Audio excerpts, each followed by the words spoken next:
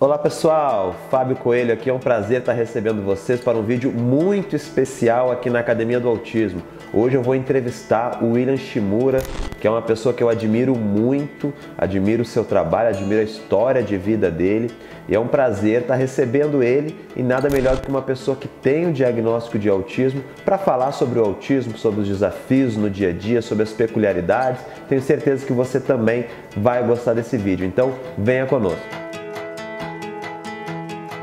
Pessoal, se você é novo aqui no canal, não deixe de se inscrever e clicar no sininho para continuar nos acompanhando. Temos conteúdos semanais aqui com bastante qualidade, tanto para pais, profissionais da educação e profissionais da saúde.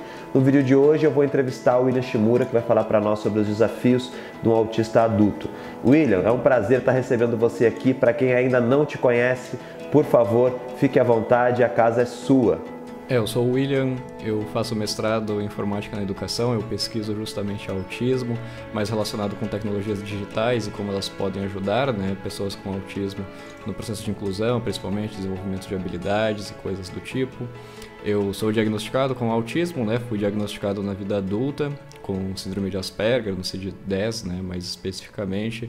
E então foi um diagnóstico assim que foi um tardio, já na vida adulta, então tive vários desafios por aí. É claro que eu não me tornei autista enquanto adulto, mas sim, sempre fui, apenas descobri na vida adulta.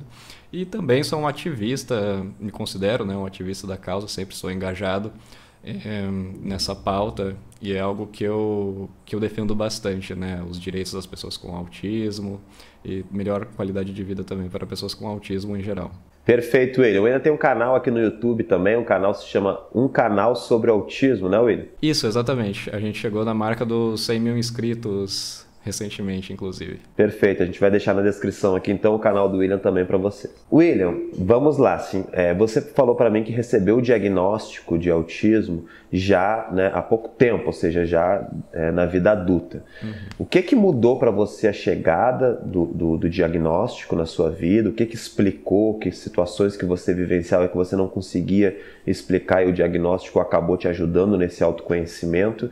E como é, viver com o autismo? Uma pergunta que eu sempre quis fazer, como que é viver no dia a dia, com um diagnóstico de autismo? Quais são as dificuldades de viver numa sociedade que foi se desenvolvendo, foi evoluindo, sem pensar, nas minorias, pensando numa média populacional? Então eu acredito que os desafios são diários e nas questões que a gente menos espera, Conta aí pra gente, por favor. Bem, você perguntou o que mudou e tem duas perspectivas de se interpretar isso, Uma perspectiva, de certa forma, você pode até pensar que não muda nada, Porque no final das contas eu continuo sendo eu, Agora você tem uma informação a mais, é claro, Você sabe que você tem uma condição, um transtorno do neurodesenvolvimento, que nunca ninguém tinha te falado antes, porém isso não muda, não afeta fisicamente, digamos assim, você.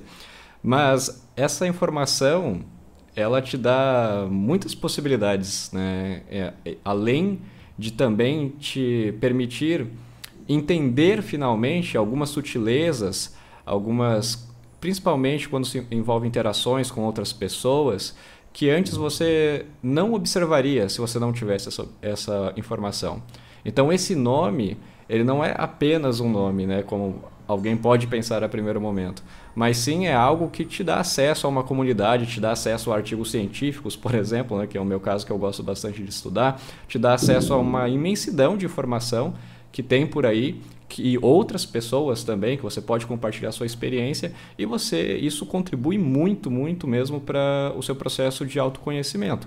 E é claro, também eu acho que eu não preciso falar que quanto mais autoconhecimento você tem, mais estratégias, mais fácil você vai conseguir delinear estratégias para você lidar com as suas dificuldades. E algo engraçado que acontece é que você aprender a viver com essa informação também eu vejo como um processo, Porque a primeiro momento, pelo menos para mim, foi algo que foi revelador, digamos assim. Foi algo que finalmente eu tinha ali uma resposta, um primeiro passo muito grande, um enorme primeiro passo, que eu poderia identificar algumas dificuldades minhas, algumas peculiaridades que eu tinha, seja nas minhas amizades, nos meus contextos de trabalho, que foram contextos bem desafiadores também. E aí, finalmente, eu tinha essa resposta que me possibilitava intervir, só que quando você vai dar o segundo passo, que é intervir, você vê que a sociedade realmente, né, como você disse, não está preparada. Quando você fala, por exemplo, de síndrome de Asperger, né, que foi oficialmente o que estava escrito no meu papel, eu já fui vendo claramente que as pessoas não sabiam o que era isso, para começar, né? A maioria das pessoas não sabem. E aí quando você fala que é uma forma leve de autismo, por exemplo, você vai explicando, as pessoas geralmente também não sabem lidar com isso. Então, acaba sendo uma informação que para você, por causa de que te afeta, acaba sendo algo muito valioso, porque você vai atrás, você vai estudar, você vai entender melhor e isso vai te ajudar a lidar com os desafios do dia a dia, mas por outro lado, realmente as outras pessoas não têm esse mesmo nível de estímulo, né, que você vai ter, e quase sempre elas não vão ter a mesma informação.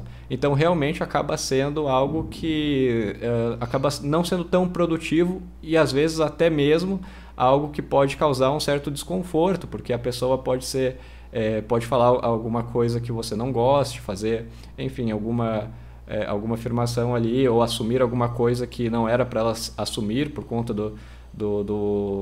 da sua condição, e enfim, realmente é um desafio, e eu costumo dizer que é um processo, né? Porque as pessoas que estão em volta realmente vão aprendendo cada dia, a cada semana, né? Aprendendo um pouco mais sobre como melhor lidar com uma pessoa com autismo e autismo em geral também, né?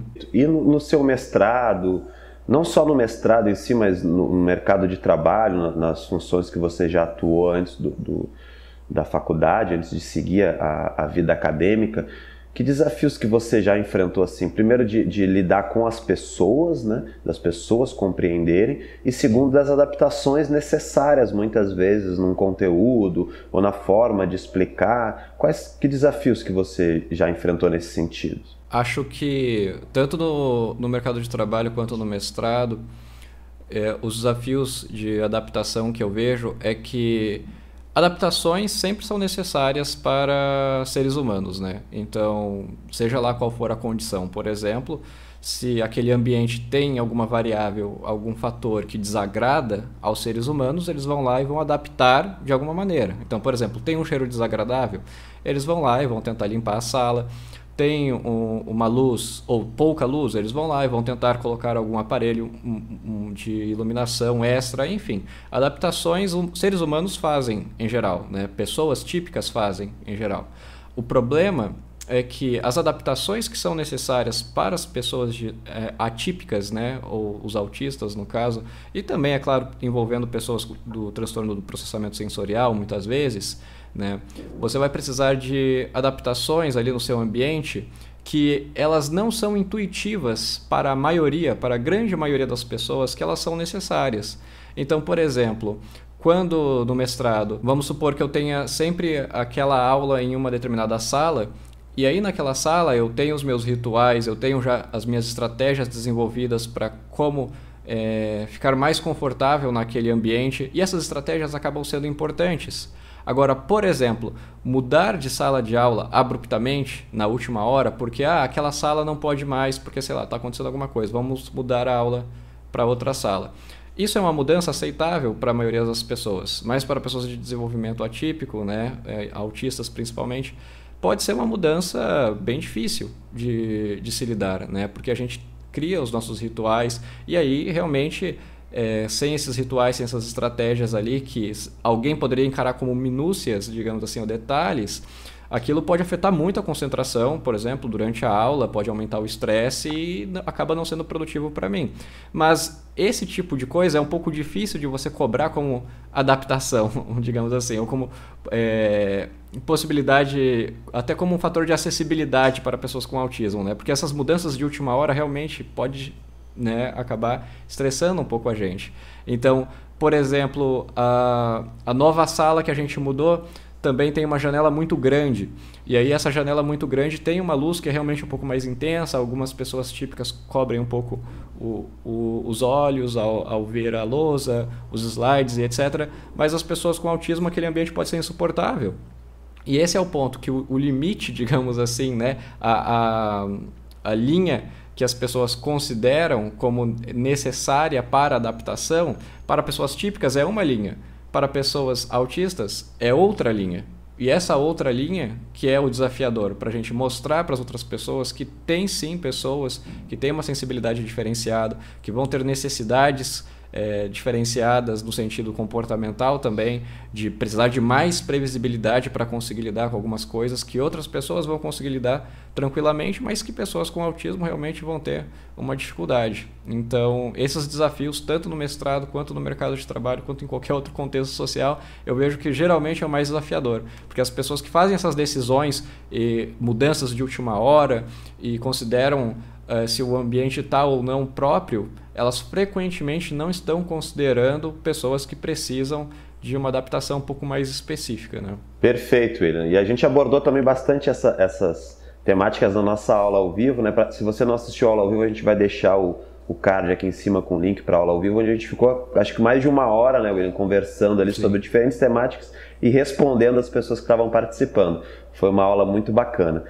William, eu tenho uma última pergunta para você, que é quando as coisas te frustram, né? A sociedade, na verdade, te frustra. As pessoas, elas usam algum termo pejorativo, ou você percebe que alguém está te olhando de uma maneira diferente, ou te tratando de uma maneira diferente, ou negando um direito seu. Os preconceitos, a falta de conhecimento, a discriminação, como que você costuma lidar com isso quando acontece com você? O que você costuma fazer? Então, eu tenho contextos que são realmente importantes para mim, né?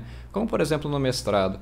E até o primeiro momento, eu confesso que eu ainda não tinha muita previsibilidade de como as pessoas na minha sala de aula e, enfim, os meus colegas, meus professores iriam lidar com essa informação. Então, naquele contexto, eu preferi por simplesmente não necessariamente revelar essa informação para todas as pessoas, a não ser as pessoas próximas, realmente, né? Como a minha orientadora, por exemplo, né?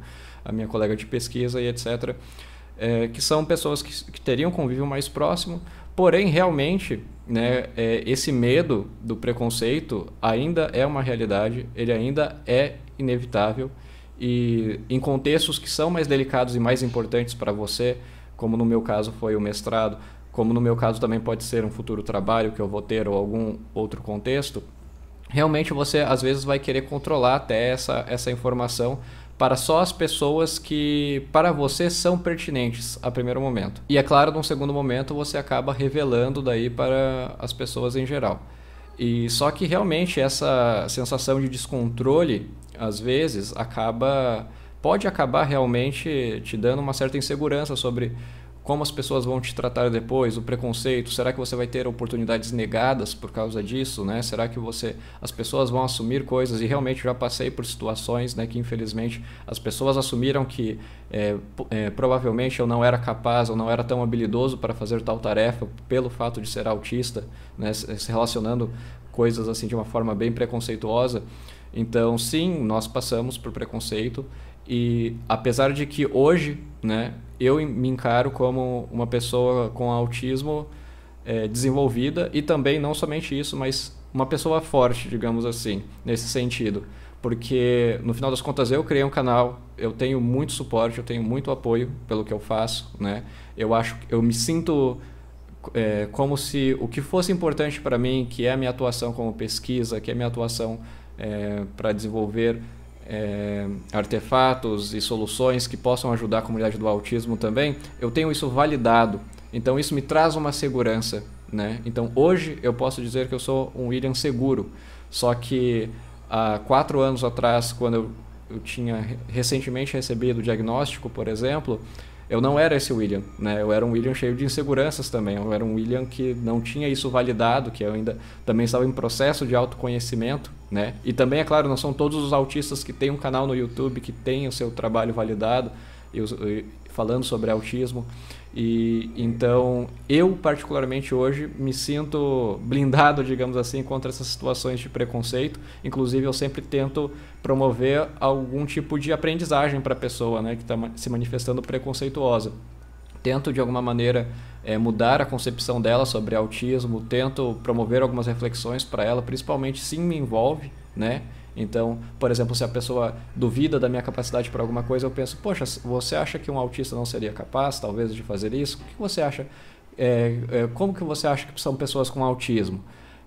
Você acha que todos os autistas são iguais? Enfim, promovo perguntas desse tipo e, frequentemente, eu tenho até um resultado positivo.